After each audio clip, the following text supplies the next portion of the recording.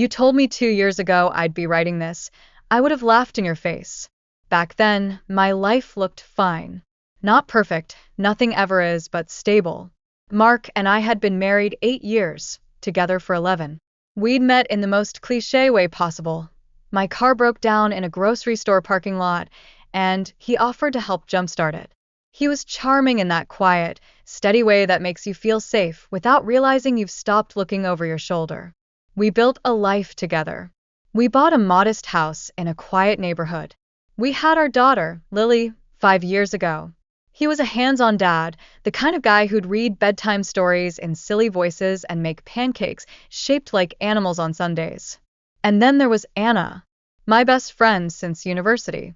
She and I had survived terrible boyfriends, questionable haircuts, and way too many late-night study sessions.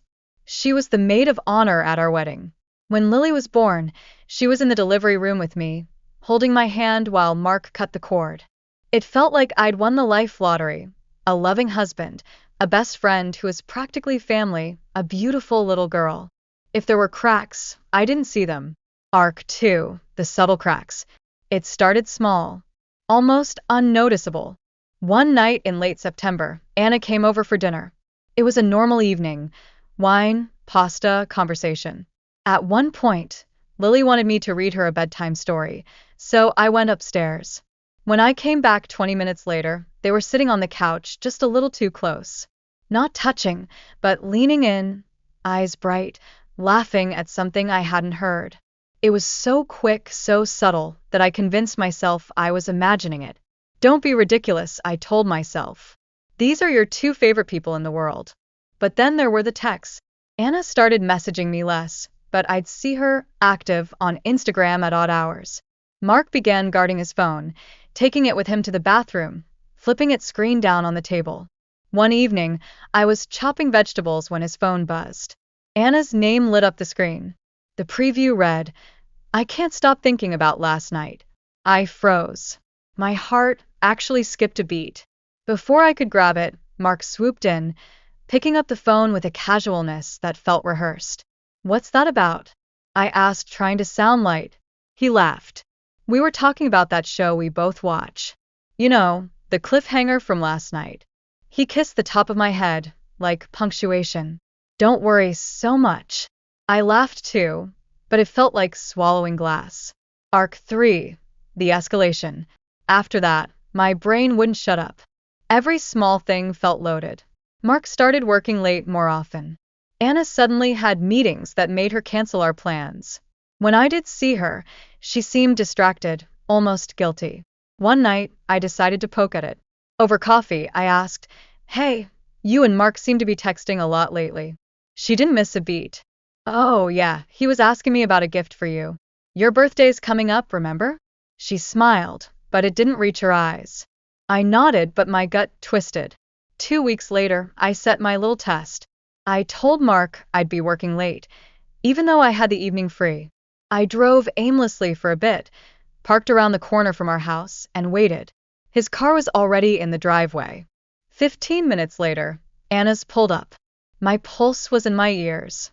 Arc 4, the discovery. I walked in quietly.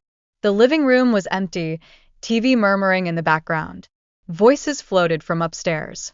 My bedroom. I opened the door, and the world went very still. Anna was half-dressed, clutching the blanket to her chest.